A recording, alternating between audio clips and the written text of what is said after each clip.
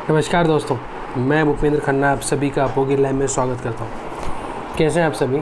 I hope कि बेहतरीन होंगे, बढ़िया होंगे और अपने अपोगे के साथ एसओ की तैयारी में भी जी जान से लगे हुए होंगे। जैसा कि आप जानते हैं, हम भी आपके साथ उसी तरह जी जान से लगे हुए हैं जैसे कि आप हमारे साथ लगे हुए हैं।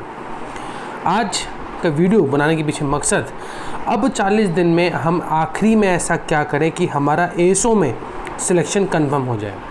क्या पढ़ें, क्या छोड़ें और किन बातों को गौर से देखें, इस बारे में मैं इस वीडियो में चर्चा करने वाला हूं। तो चलिए शुरू करते हैं अब हमारे वीडियो से। देखिए, मैं फिर से कह रहा हूं, हमारे अगर मैं कॉन्सेप्ट की बात करूं तो बता देता हूं दोस्तों कि अगर मेरा पेपर जो है वो हमारा जो मार्क्स है वो लगभग है 70 मार्क्स का हमारा पेपर है। आपको पता होगा कितने मार्क्स का पेपर है? 70 मार्क्स का पेपर है हमारा स्टैटिस्टिक्स, इकोनॉमिक्स और मैथमेटिक्स में से, और 30 नंबर का पेपर है जनरल नॉलेज में से। ठीक है, 30 नंबर का जनरल नॉलेज में से। अब देखो, कई लोग कहते हैं सर स्टैटिस्टिक्स पढ़ने से आप पूरा पास हो जाओगे। I am not deny this fact कि स्टैटिस्टिक्स एक मेजर और क्रूशियल रोल तो प्ले करेगा, पर अब जैसे एक वीडियो को मैं देख रहा था, बोला कि नहीं साहब स्टैटिस्टिक्स इजी आ गया तो सबके लिए इजी आ जाएगा, मुश्किल आ गया तो सबके लिए मुश्किल हो जाएगा। नहीं, ऐसा कुछ नहीं है भैया। स्टैटिस्टिक्स भी एक इंपॉर्टेंट रोल प्ले करेगा, पर उसको सोचने का तरीका आपके लिए थोड़ा कॉमन सेंस के रूप में होना चाहिए और कुछ इस तरह होना चाहिए कि आपको चीज़ें प्रॉपरली आप मैनेज कर पाएँ। ठीक है, तो आप समझने की कोशिश कीजिएगा जो मैं आपको समझाना चाहता हूँ अभी हाल फिलहाल।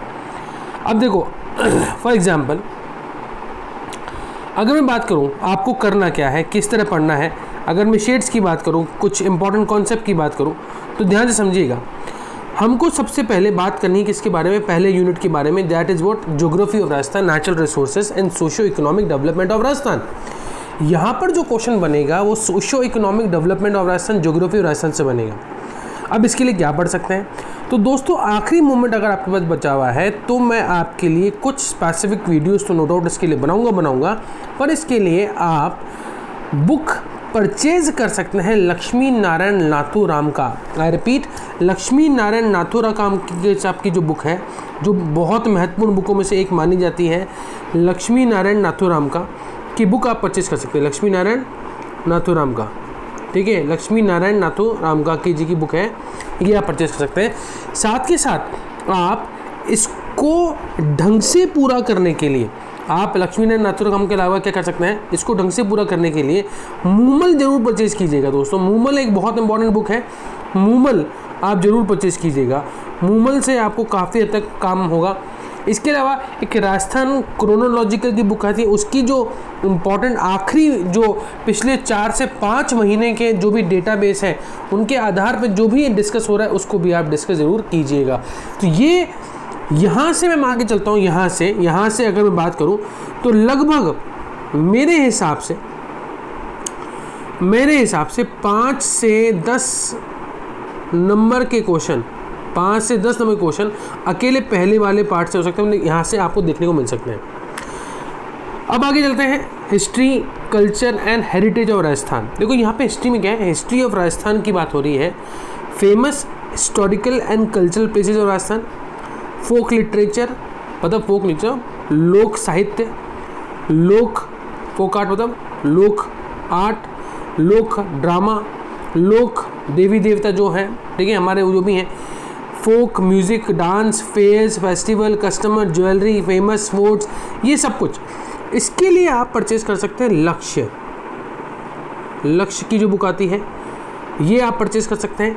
या आप जो मेरी बुक है, मतलब मेरी इन द सेंस जिसके मैं खुद भी वन ऑफ द राइटर हूँ, धरोहर, आप आरबीडी की बुक का नाम सुना होगा, धरोहर भी आप परचेज कर सकते हैं। क्या परचेज कर सकते हैं? धरोहर भी आप परचेज कर सकते हैं। वहाँ से भी आपको काफ़ी हद तक ये सारे के सारे टॉपिक देखने को मिलेंगे और कार्य करने का मौका मिलेगा। मैं बता दूं दोस्तों, धरोहर जो एलडीसी की बुक है उसका वन ऑफ द राइटर मैं भी हूँ। मैथ्स का जो पोर्शन है वो मैं यानी कि भूपेंद्र खन्ना ने ही उसको लिखा है। तो आप धरोहर भी परचेज कर सकते हैं हमारे इस कार्य के लिए। Current events, issue of Rajasthan, India major development.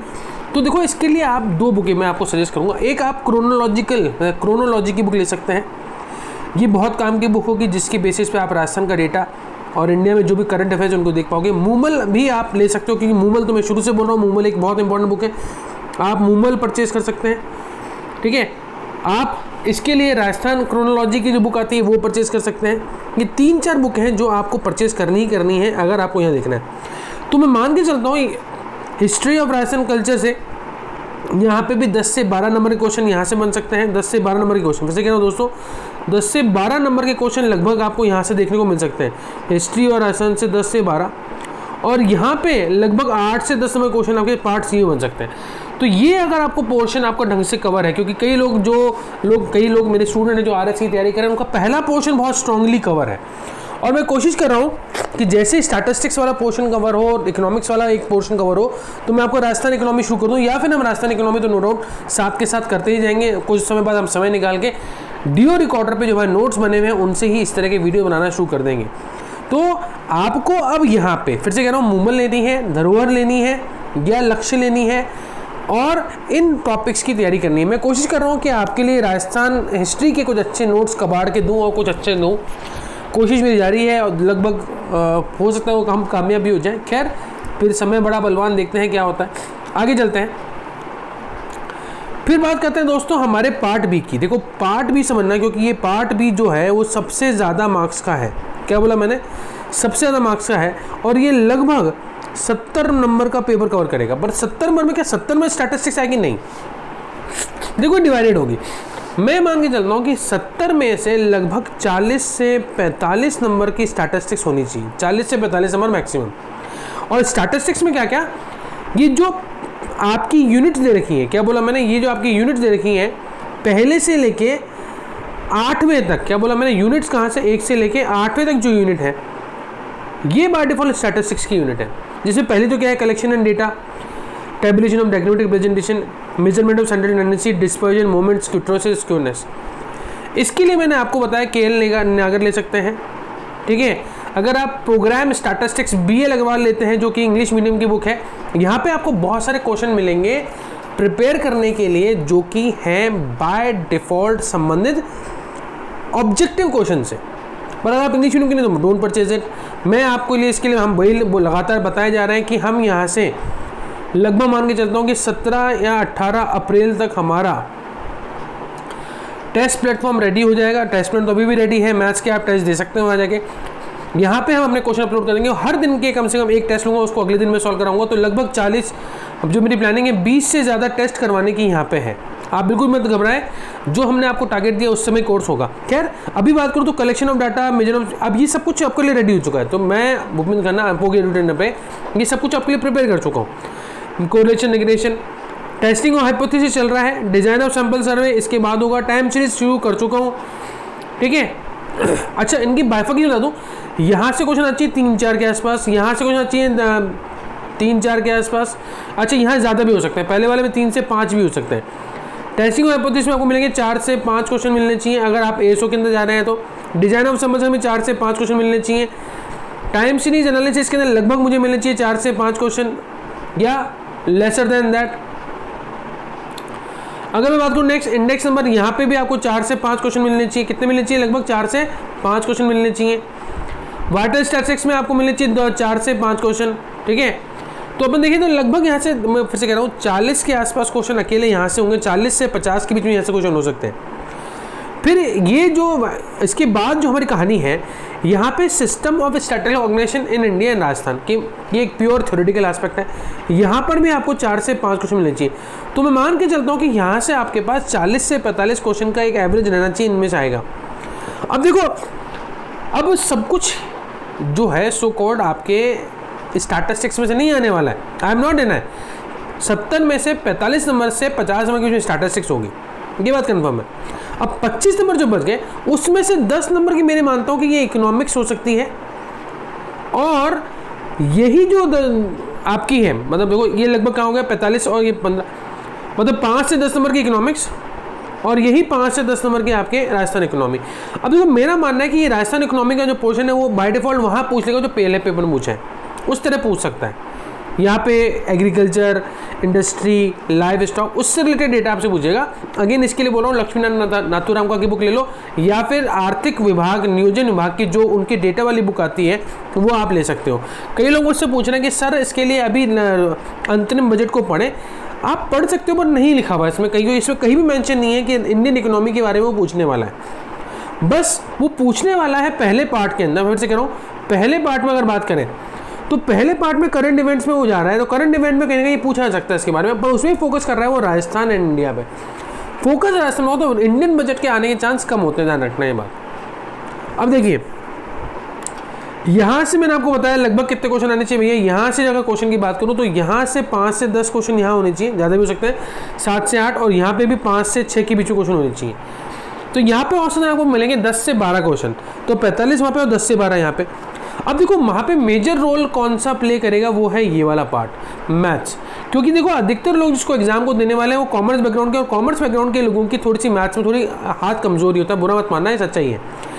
ये पोर्शन बहुत इंपॉर्टेंट है, इसके लिए भी मैं भूपेंद्र खन्ना आपके लिए लगातार काम कर रहा हूँ। देखो मैं फिर से कह रहा हूँ, मैं लगातार आपके लिए इकोनॉमिक, स्टैटिस्टिक्स और मैथ की वीडियोस बनाते जा रहा हूँ। इसके लिए अगर आपको प्रैक्टिस करनी है तो आपको क्या करना है, आपको SD यादव, क्या बोला मैंने, SD यादव की बुक आप ले लीजिएगा, और वो गुड इनफ है, उसको प्रिपेयर कर लीजिएगा। आप ज़्यादा बार होता है RS अग्रवाल की बुक भी ले सकते हैं, या RD शर्मा भी आप ले सकते हैं। ये 2 बुकें बहुत अच्छी बुक हैं, पर मैं मानूंगा आपके SD यादव की बुक लें ताकि आपकी प्रैक्टिस हो जाए। आपको करना कुछ नहीं, बहुत सिंपल टॉपिक है। डेसिमल पढ़ना है, डेसिमल फ्रैक्शन पढ़ना है, परसेंटेज पढ़ना है, रेशियोज पढ़ना है, एवरेज पढ़ना है, सिंपल एंड कंपाउंड इंटरेस्ट पढ़ना है, और स्क्वायर रूट पढ़ना है। देखो एक बहुत अच्छी बात बता दूं मैं आपको, बहुत क्लियर बता दूं, जो अभी वर्तमान में हमारा रेलवे का बैच चल रहा है, तो मैं वहाँ पर वो टॉपिक पहले पढ़ा रहा हूँ जो कि आपके हिसाब से बहुत इंपॉर्टेंट है। वहाँ पे मैंने स्क्वायर रूट कंप्लीट कर लिया है, रेशियोज एंड प्रोपोर्शन चल रहा है, और हमारे एलिमेंट्री मैथ्स में बाय डिफॉल्ट में अब सिंपल इंटरेस्ट और कंपाउंड इंटरेस्ट ले लूँगा। इसके लिए टेस्ट प्लेटफॉर्म रेडी है, वहाँ पे आप कभी भी एक टेस्ट भी दे सकते हैं, जो मैंने क्रिएट किए हैं, कोई दिक्कत वाली बात नहीं है। तो ये आपको करना होगा यहाँ से। अब यहाँ से जो मैं मान के देता हूँ, मैथ्स के क्वेश्चन होने चाहिए 5 से 10, और ये भी होने चाहिए 5 से 10। देखो औसतन 12 यूनिट है, 12 को मैं मल्टीप्लाई करूँ 6 से, तो 12 6 होते हैं कितने, 72। यहाँ पे एवरेज जो रहेगा सभी यूनिट्स के साथ, अगर मैं जस्टिफिकेशन करूँ तो 5 से 10 के बीच में रहेगा, नहीं एवरेज कहीं ना कहीं 7 6 के आसपास हो सकता है। किसी यूनिट्स में से ज़्यादा हो सकता है, किसी यूनिट्स में कम हो सकता है। फॉर एग्जाम्पल ये 7वीं यूनिट है वाइटल स्टैटिस्टिक्स, यहाँ से हो सकता है 2 या 3 क्वेश्चन ही आ जाए। अब 2 या 3 यहाँ से जो एडजस्ट हुए बाय डिफॉल्ट वो इकोनॉमिक्स में ज़्यादा आएंगे या किसी दूसरी यूनिट में आ जाएंगे। तो ये कहीं ना कहीं आपकी स्ट्रैटेजी बनानी पड़ेगी। और अब आपको करना क्या होगा, मतलब what you have to do, मतलब क्या आपको करना चाहिए ताकि आपका शॉर्ट सिलेक्शन हो पाए ASO 2018 आयोजना भाग विभाग वाले। अब आप जैसा मैंने बताया बिल्कुल वैसा करते जाइए, और अब लग जाइए उस जगह पे जहाँ पे आपको शॉर्ट सिलेक्शन लेना है। आप डेली के मतलब मान के चलता हूँ, स्टैटिस्टिक्स, इकोनॉमिक्स और मैथ्स की वीडियो तो हम लगातार बना रहे हैं, इनको जरूर देखिएगा जो हमने बना चुके हैं। कुछ विशेष वीडियो मैं बनाऊंगा आपके लिए, उनको देखते रहिएगा। अपने स्तर पे जितने ज़्यादा हो सकते हैं प्रैक्टिस क्वेश्चन सॉल्व कीजिए, और हो सके तो SSC की जो एक बुक आती है, SSC की एक बुक आती है जो प्योर स्टैटिस्टिक्स की बुक है, पेपर 3 होता है ASO का, वहाँ पे जूनियर स्टैटिस्टिकल ऑफिसर, वो आप परचेज कर सकते हैं ताकि आपकी प्रैक्टिस और जनरेट हो पाए और अच्छी हो पाए। ठीक है, इसके अलावा what you have to do, हम आपके लिए जो मैं आपको बता रहा हूँ फिर से 16 या 17 तक हम बाय डिफ़ॉल्ट हमारा टेस्ट प्लेटफॉर्म रेडी कर लेंगे। 20 से अधिक टेस्ट, मतलब ऑलमोस्ट 20 तो होंगे, 20 से अधिक टेस्ट मैंने डिसाइड किए जो पार्ट B के होंगे। 70 क्वेश्चन उसमें होंगे हर एक टेस्ट के अंदर, ठीक है। और डेली के टाइमिंग में इसका दूंगा लगभग 1 घंटे से कम का समय। ये डेली ऑल्टरनेटिव डेज पे अपलोड होंगे। ऑल्टरनेटिव जैसे 17 को हुआ तो फिर अगले 19 को होगा। 17 को जो टेस्ट होगा उसको मैं 18 को सॉल्व खुद कराऊंगा PDF में। 18 को जो मतलब 19 को जो हुआ उसको मैं 21 में सॉल्व कराऊंगा। इस तरह ये लगभग 40 दिन हमारे टेस्ट चलेंगे। बाद में हो सकता है कि मैं, क्योंकि समय बचेगा नहीं हमारे पास, हमें वाले वीडियोज़ भी बनाने पड़ेंगे, तो हर दिन का टेस्ट उसी दिन उसका सॉल्यूशन भी हम देना शुरू कर देंगे।